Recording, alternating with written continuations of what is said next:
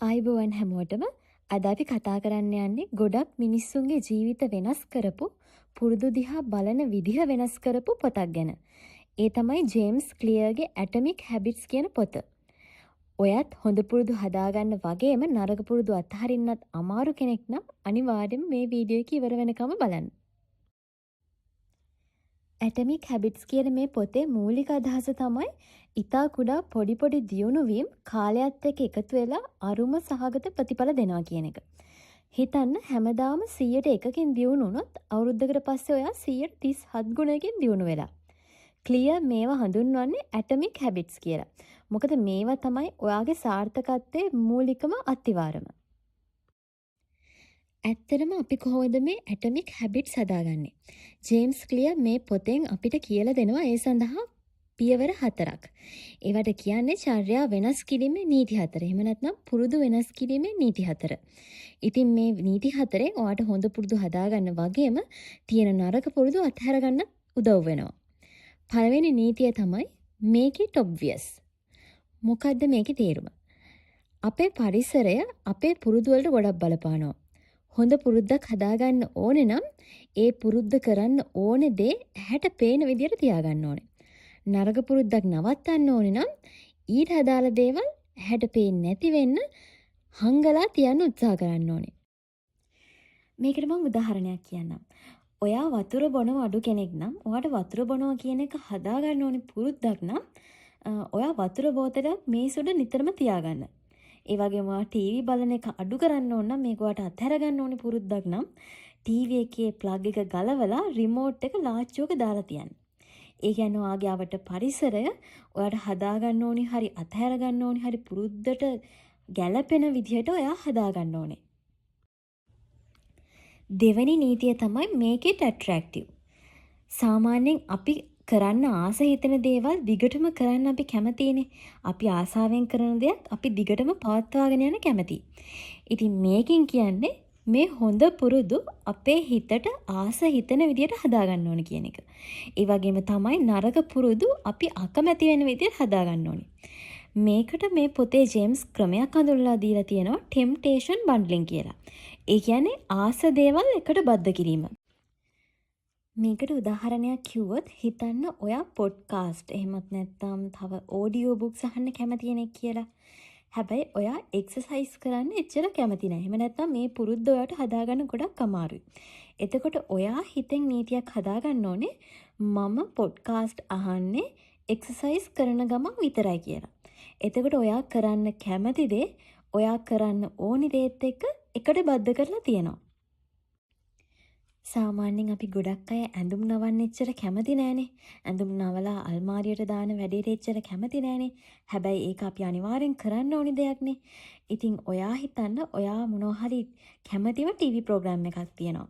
එතකොට ඔයා නීතියක් හදාගන්න ඕනේ මම මේ ටීවී ප්‍රෝග්‍රෑම් එක බලන්නේ ඇඳුම් නවන ගමන් විතරයි කියලා. එතකොට ඔයා අර කරන්න ආස දේ සහ ඔයාට කරන්න අවශ්‍ය දේ ඔයා අකමැති වුණත් කරන්න අවශ්‍ය දේ ඒ දෙකම එකට සිද්ධ වෙනවා. ඒ කියන්නේ මේ ක්‍රියාවලිය ඔයා විනෝදජනක එකක් බවට පත් කරගන්න ඕනේ. එතකොට තමයි ඔයාට අලුත් පුරුද්දක් අලුතෙන් හදාගන්න ලේසි වෙන්නේ. තුන්වෙනි නීතිය තමයි make it easy. ඒ කියන්නේ හොඳ පුරුද්දක් පටන් ගන්න තියෙන අමාරුකම අඩු කරගන්න ඕනේ.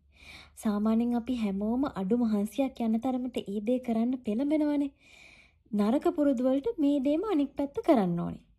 මේ සඳහා ජේම්ස් මේ පොතේ ක්‍රමයක් හඳුන්වලා දීලා තියෙනවා විනාඩි 2 නීතිය. එහෙම නැත්නම් 2 minute rule කියන එක. ඒ කියන්නේ ඔයා අලුත් පුරුද්දක් පටන් ගන්නකොට ඒක විනාඩි 2කටත් වඩා අඩු කාලයකින් කරන්න පුළුවන් තරමේ දෙයක් වෙන්න ඕනේ.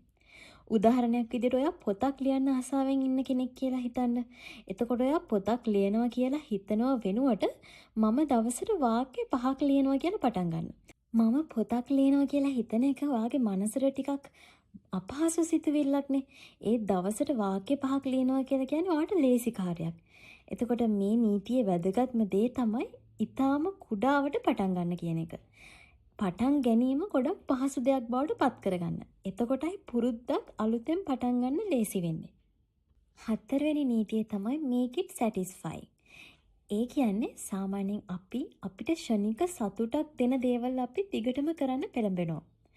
හොඳ පුරුද්දක් කරනකොට ෂණිකව සතුටක් ලැබෙන විදිහට ඒක හදාගන්න ඕනේ. නරක පුරුදු කරනකොට ෂණිකව අප්‍රසන්න හැඟීමක් ලැබෙන විදිහට ඒක හදාගන්න ඕනේ. මේකට මේ පොතේ ක්‍රමයක් හඳුන්වලා දීලා තියෙනවා හැබිට් ට්‍රැකින් කියලා. ඒ කියන්නේ පුරුදු සටහන් කිරීම. ඔයාගේ ප්‍රගතිය පොතක සටහන් කරන්න. ඒක ඔයාගේ ඇස් දෙකට පේනකොට ඒකෙන් ඔයා සතුටක් ලබනවා. එතකොට ඔයාට ඒ පුරුද්ද දිගටම පවත්වාගෙන යන්න ලේසි වෙනවා. මම උදාහරණයක් කියන්නම්. ඔයා භාවනා කරන්න කැමති කෙනෙක් නම්, ඒ කියන්නේ භාවනා කරනවා කියන පුරුද්ද ඔයා ඔයාගේ ජීවිතයට එකතු කරගන්න කැමති කෙනෙක් නම්, ඔයා භාවනා කරපු හැම දවසකම කැලෙන්ඩරේ ඒ දිනේ කතිර ලකුණක් සලකුණු කරන්න. එතකොට ඒක දකින වාරයක් පාසා ඔයාට සතුටක් ලැබෙනවා. එතකොට ඒ පුරුද්ද කරන්න ඔයාට තව උවමනාව ඇති වෙනවා. මේ ඇටමික් හැබිට්ස් පොතේ මේ නීති 4ට අමතරව තවත් තියෙන වැදගත්ම අදහසක් තමයි ඉලක්ක වලට වඩා පද්ධති වැදගත් කියන එක. ඒ කියන්නේ systems over goals. සාමාන්‍යයෙන් අපි වැඩිපුරම අවධානය යොමු කරන්නේ ඉලක්ක වලටනේ. කියන්නේ මම මේ ඉලක්කේ සපුර ගන්නවා කියලා මොනවා හරි ඉලක්කයක් තමයි අපේ හිතේ තියෙන්නේ. උදාහරණයක් විදිහට ඔයා බර අඩු කරගන්න හිතන කෙනෙක් කියලා හිතන්නකෝ. එතකොට ඔයා හිතන්නේ මට කිලෝ 5ක් අඩු කරගන්න ඕනේ. මට මාසයක් ඇතුළත කිලෝ 10ක් අඩු කරගන්න ඕනේ. ජේම්ස් මේකෙදි කියනවා ඔයා ඒ වගේ ඉලක්කය හිතේ තියාගන්නේ නැතුව ඔයාට අවශ්‍ය ප්‍රතිඵලය ලබා දෙන පද්ධතියක් හදාගන්න එක ගැන අවධානය යොමු කරන්න කියන එක. ඒ කියන්නේ දැන් මේ ගත උදාහරණයක් ගත්තොත් මම කිලෝ 5ක් අඩු කරගන්නවා කියලා හිතන්නේ නැතුව මම හැමදාම ව්‍යායාම කරනවා කියලා හිතන්න. එතකොට ඉබේම ඒ පුරුද්ද ඒ පද්ධතිය විසින් ඔයාගේ ඉලක්කයට ඔයාව මෙහෙයවනවා. නිකමට හිතන්න ඔයා බර අඩු කරගන්න හරි බර වැඩි කරගන්න හරි කියන මේ ඉලක්කේ තියාගෙන මේක පටන් ගන්නවා කියලා කොච්චර හිතලා තියෙනවද? කීපාරක් කල් දාලා තියෙනවද? ඔයා මේ වගේ ඔයාගේ ඉලක්කය ඔළුවේ තියාගන්නේ නැතුව ඒ සඳහා ඔයා කරන්න ඕනි දේ, ඒ කියන්නේ ඒ සඳහා පද්ධතියක් හදාගෙන ඒකට අවධානය යොමු කරොත් ඔයාට ලේසියෙන්ම ඔයාගේ ඉලක්කයට ළඟා වෙන්න පුළුවන්. මේ පොතේ තියෙන අනෙක් වැදගත්ම කාරණේ තමයි අනන්‍යතාවය මත පදනම් වූ පුරුදු. ඒ කියන්නේ ඔයාට ළඟා කරගන්න ඕනේ දේ ගැන හිතනව වෙනුවට ඔයාට වෙන්න ඕනේ කවුද කියලා හිතන්න. උදාහරණයක් විදියට මට මැරතන් එකක් දුවන්න ඕනේ කියලා හිතන්නේ නැතුව මම දාවකයෙක්. එහෙම නැත්නම් මම රනර් කෙනෙක් කියලා හිතනකොට ඔයාට ඒ පුරුද්ද ලේසියෙන්ම හදාගන්න පුළුවන්. මට පොතක් ලියන්න ඕනේ කියලා හිතන්නේ නැතුව මම රයිටර් කෙනෙක්, මම ලියන්නෙක්, මම කතුවරයෙක් කියලා හිතන එකෙන් ඔයාට ඒ පුරුද්ද පවත්ව ගන්න ගොඩක් පහසු වෙනවා. එතකොට ඔයා කරන්නේ වැඩක් විතරක්ම නෙවෙයි, ඔයා කවුද කියන එක තුළ ඔයා ජීවත් වෙන්න පටන් ගන්නවා. ඒකෙන් ඔයාට ඒ පුරුද්ද දිගටම පවත්වාගෙන යන්න ලේසි වෙනවා. ඉතින් මේ වීඩියෝ එකේ මම ඔයාලට මේ පොතේ ප්‍රධාන අදහස් 4ක් ගැන කිව්වා. පළවෙනි එක තමයි කුඩා වෙනස්කම් එක තුළ විශාල ප්‍රතිඵල දෙනවා කියන එක. දෙවෙනි එක තමයි චර්යා වෙනස් කිරීමේ නීති 4. තුන්වෙනි දේ තමයි ඉලක්ක වලට වඩා පද්ධතිවල තියෙන වැදගත්කම. හතරවෙනි එක තමයි අනන්‍යතාවය මත පදනම් වූ පුරුදු. මේක තමයි ඇටමික් හැබිට්ස් පොතේ තියෙන සරල පැහැදිලි සාරාංශය. මේ පොතේ තියෙන හොඳම දේ තමයි ඒකේ තියෙන ක්‍රියාකාරී උපදෙස්. ඒ කියන්නේ ඔයාට පුරුද්දක් ඇති කරගන්න ලොකු කැමැත්තක් අවශ්‍ය නැහැ. ඔයාට අවශ්‍ය වෙන්නේ හොඳ පද්ධතියක් විතරයි කියන එක. ඔයාට ජීවිතේ ස්ථිර වෙනස්කම් කරන්න ඕනේ නම් අනිවාර්යෙන් මේ පොත අරන් කියවලා බලන්න.